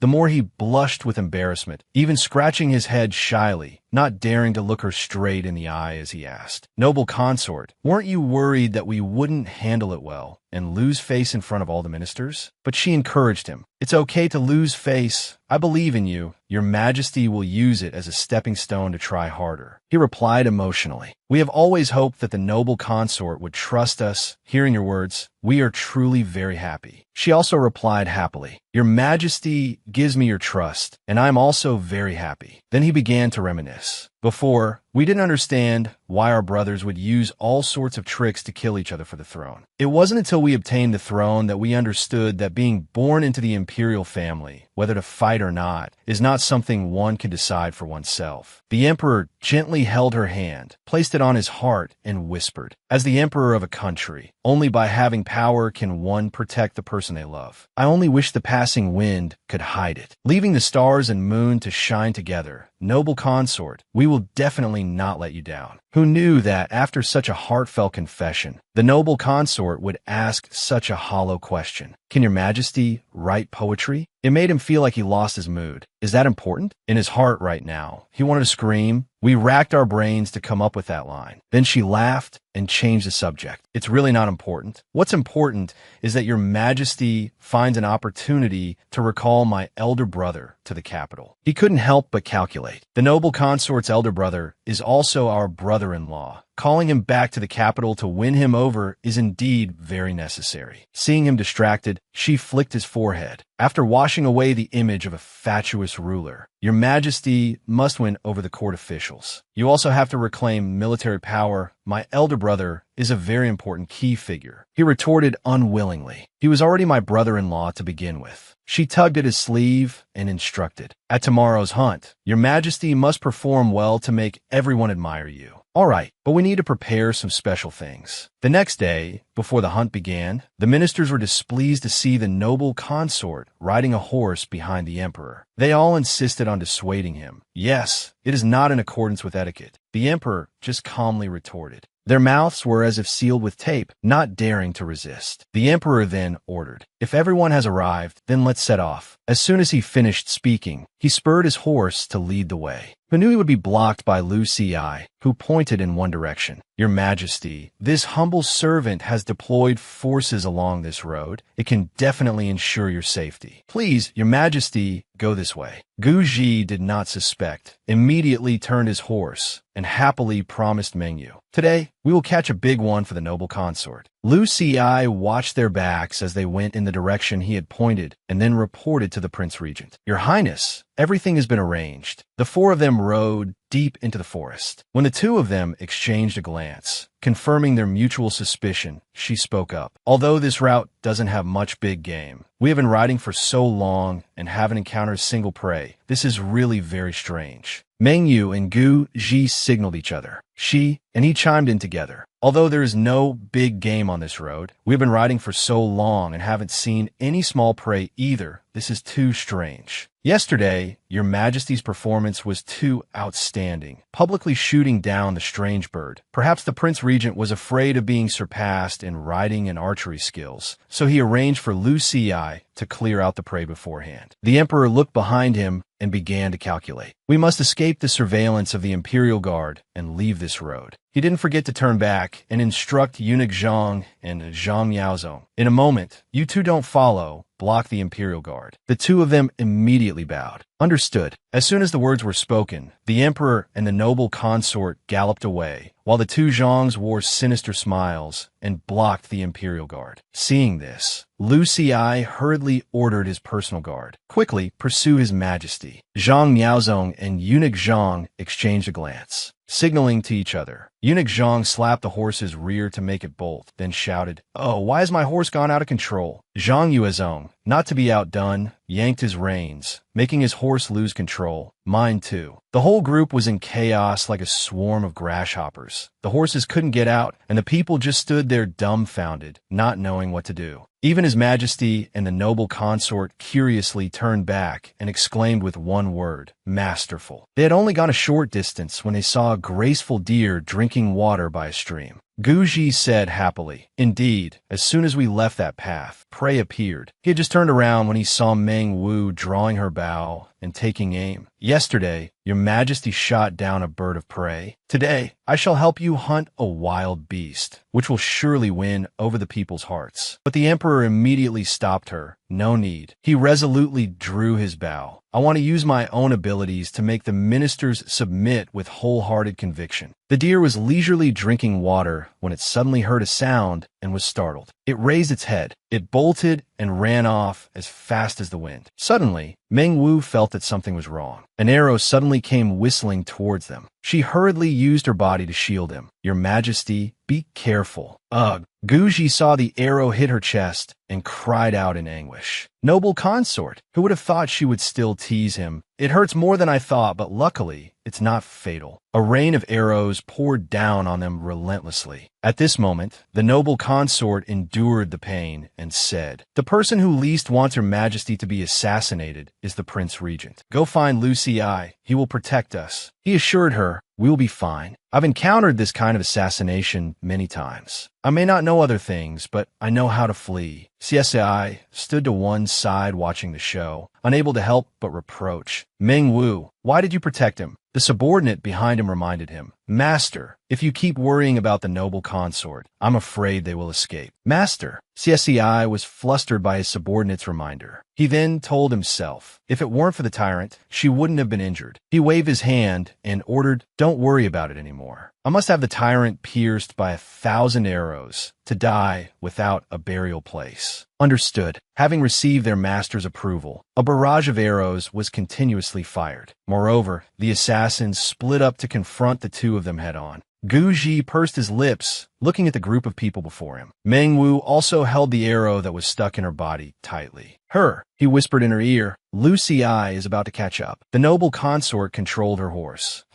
I will use my bow to hold them off. Let's wait for Lu Xi to arrive together." She replied without hesitation, "All right." The assassins also shouted to boost their morale. "Kill." Who would have thought that right after, the brocade-clad guards would arrive? Lu Xi threw the sword in his hand. "Your Majesty." The long sword stuck straight into the ground in front of an assassin. One of them saw the symbol on the sword and hurriedly reported, "It's the brocade-clad guards. Retreat." Lu Xi and his men respectfully saluted. "Your subject has arrived late. I beg Your Majesty's forgiveness." Although Meng Wu was in great pain, she still spoke gently. "Brother Lu has rendered a great service by protecting the Emperor. What crime is there to speak of?" After speaking, she closed her eyes and fainted amidst everyone's frantic cries. "Noble consort, Your Highness." In contrast to the beautiful Zhaoga, at this moment, Guji was frantically carrying the fainted noble consort in his arms, casting aside his image to shout loudly, "Imperial physician, quickly summon the imperial physician for me." He gently placed her on the bed, looking sorrowfully at the wound that had turned dark black before him. Why? Why is it like this? The wound looks like it's been poisoned. He wanted to help her,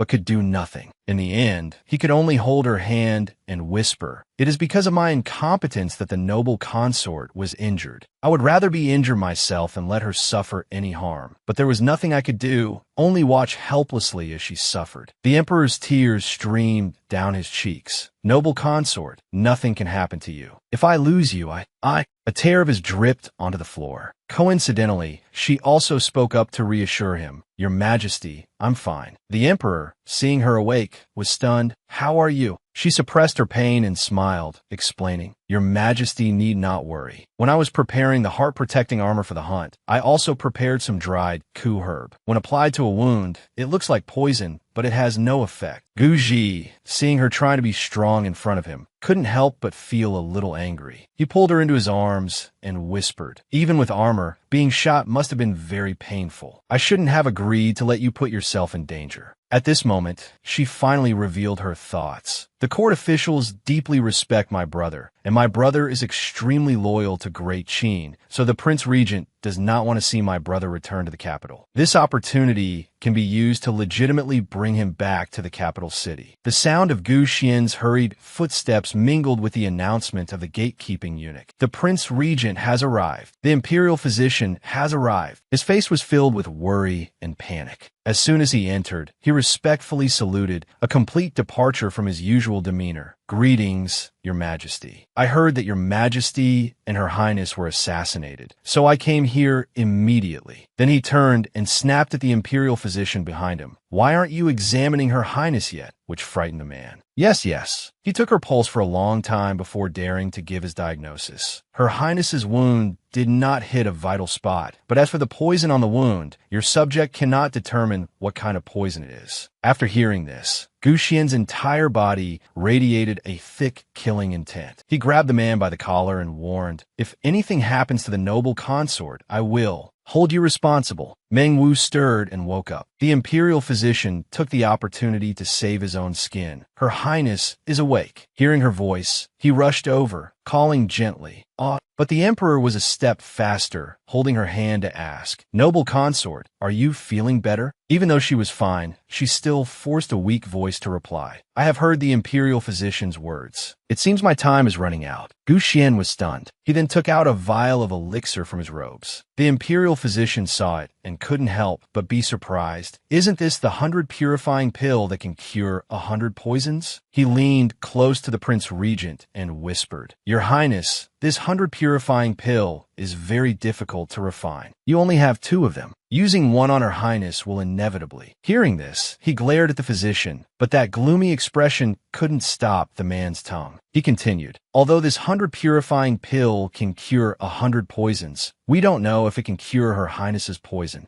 This time, the Prince Regent couldn't hold back and shouted, "Get out." He took out a pill and hurriedly gave it to her. "Quick, take this. Once you take it, you will be fine." She looked at the pill he offered and couldn't help but sigh inwardly. I used to think his feelings for Meng Wu were fake, but today it seems they are real. She took the pill and put it in her mouth. But before she could swallow it, she coughed up fresh blood. Both Gu Xian and Gu Ji worriedly called her name, but she couldn't stop coughing. Then she took this opportunity to say to the emperor, "My only hope now is to see my elder brother." The emperor immediately agreed. "All right, I agree. I will summon him back to the capital immediately. Don't think about anything else." "Thank you, Your Majesty." Lu Xi was stunned to see the noble consort make this request and wanted to stop the Prince Regent, who knew he would actually agree. The noble consort has rendered a great service by saving the emperor. Summoning young Master Meng back to the palace is only natural. Your subject will go and arrange it at once. Meng Wu gave a bitter smile. "After coughing up blood, I feel much better. I want to rest." The emperor tucked her in, not forgetting to assure her, "Then rest well. Wait until you've recovered. Perhaps Brother Qingjiu will also be back in the capital by then." The Prince Regent saw that he should also leave. He spoke up, "Your subject takes his leave." After all of them had left her tent, she cheerfully sat up and instructed the eunuch beside her, "Zhili, find a porcelain vial to store this pill." The night sky tonight had a full, bright moon and was filled with mysterious stars. Outside, Lu Xi knelt and reported to his master. The assassins were all masked with black cloths. When they saw us arrive, they retreated in an organized manner. The Prince Regent silently pondered. Then he remarked, "It seems these assassins are very careful. The Empress Dowager didn't try to kill His Majesty, and it wasn't me. Who could it be?" CSEI was on a hidden mountain peak. While his subordinate was apologizing behind him, "Your Highness, we missed the chance for revenge. This subordinate deserves death." But he wasn't angry and just laughed that I originally intended to use this opportunity to eliminate the tyrant. But I didn't expect Meng Wu to use this chance to make the Prince Regent agree to summon her elder brother back to the capital. Truly, Guji suddenly stormed into Meng Wu's room in a rage. She was resting when she heard the noise and sat up. She gently sat next to him and asked, "The ministers summoned your majesty. Could it be to continue organizing the autumn hunt?" He couldn't help but recount angrily. "They said that every time your majesty is assassinated, you get sick from fear, stay bedridden for over a month, and neglect state affairs. Are they implying that I'm a coward?" That minister didn't even look at the emperor's darkened face, and even probed. "This time, should your subject publicly propose returning to the palace to avoid losing face in front of the Qi envoy?" He roared like a madman in front of the noble consort. "They're urging me to leave because they're afraid they'll be held responsible if something happens. Those are completely selfish calculations." Meng Wu just smiled and asked, "So what does your majesty think?" The emperor calmly replied, "I want to stay. If I leave, they will think I'm a coward who gets scared every time there's an assassination attempt. But these past few nights, I keep dreaming of noble consort Wu being injured." She saw his hand trembling nonstop and place her hand on it to calm him. Sweat beaded on his forehead that I'm truly terrified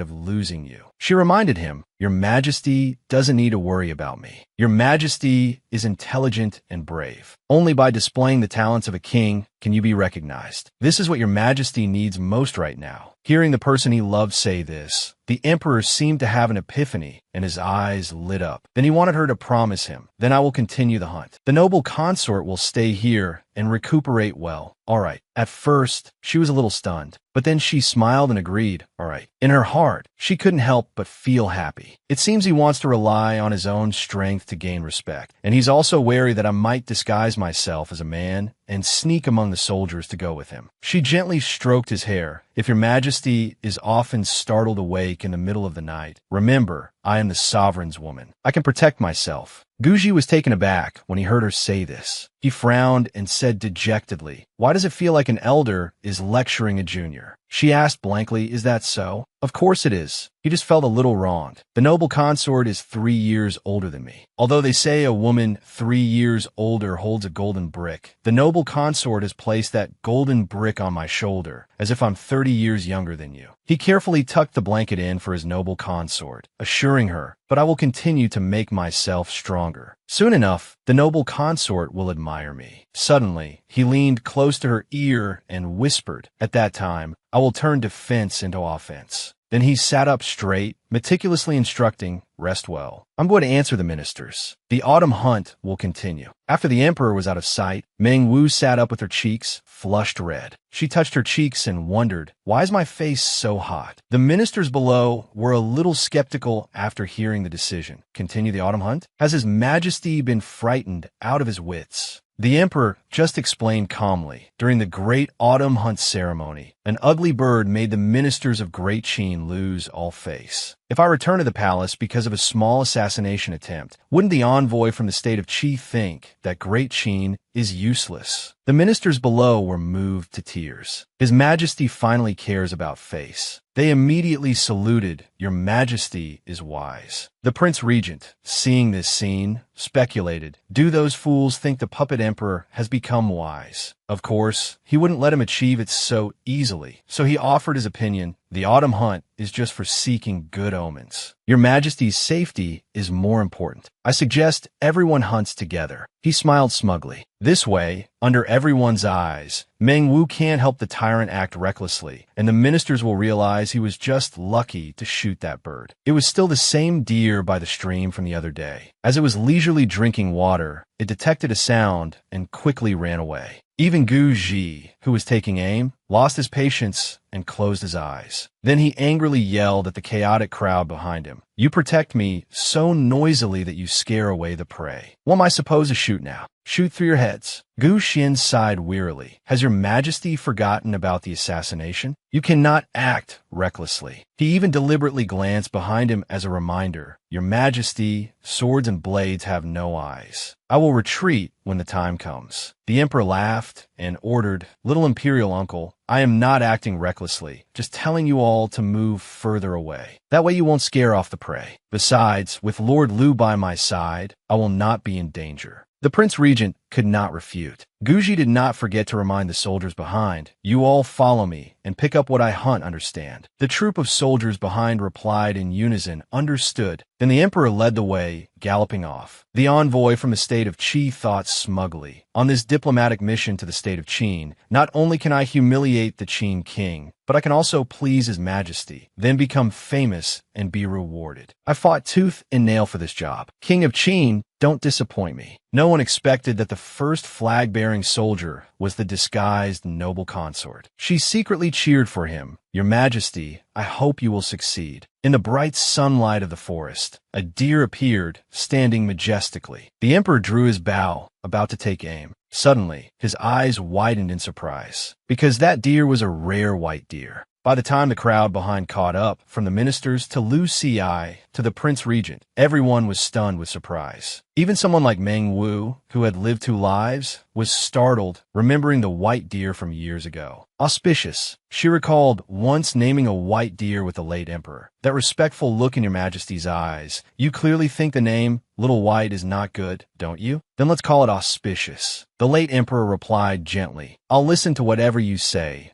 Among the ministers, one spoke up before the founding ancestors' enthronement ceremony. He captured a white deer alive with his bare hands and raised it in the palace. It ushered in the good fortune of the Qin state. After so many years, a white deer has appeared again. This is a good omen. Is our great Qin about to be saved from crisis? The Prince Regent thought resentfully. A white deer representing a good omen has appeared before the tyrant. Gu Ji pulled 4 arrows from his quiver. He knocked them, drew the bow, and took aim. Liu Ci, seeing him about to shoot 4 arrows at once, worriedly asked Gu Xian, "Is His Majesty planning to use 4 arrows to surround and capture the deer alive?" The Prince Regent replied softly, "If it were a small deer, it might be possible." He sneered, "But this deer is large. With His Majesty's archery skills, I'm afraid it will be difficult to accomplish." Amidst everyone's murmurs, the emperor remained steadfast in his aim. Meng Wu was also extremely worried for him. She thought to herself, if he captures the white, sacred beast alive, His Majesty can wash away the evil reputation attached to him. Therefore, she took out the needle she had prepared earlier. Although he doesn't want me to help him, this situation is special. He cannot fail. She waited for him to shoot the arrows. When the 4 arrows flew out, she fired her hidden weapon at the same time so that the Prince Regent's group would not notice. The needle shot straight into the deer's neck, but only made it unable to run. In the next second, the 4 arrows landed with a thud, but it could not move away. The ministers cheered joyfully. His Majesty has captured the white, sacred beast alive. The emperor calmly dismounted his horse. He didn't forget to turn back and mock the Prince Regent. "Thanks to you, little imperial uncle, I will accept this sacred beast." He was filled with hatred, but could do nothing, only pretending to celebrate along. "It is your Majesty's great fortune." When Gu Ji got closer to stroke the sacred beast, he suddenly felt the needle on its body. He was startled to realize someone was helping him.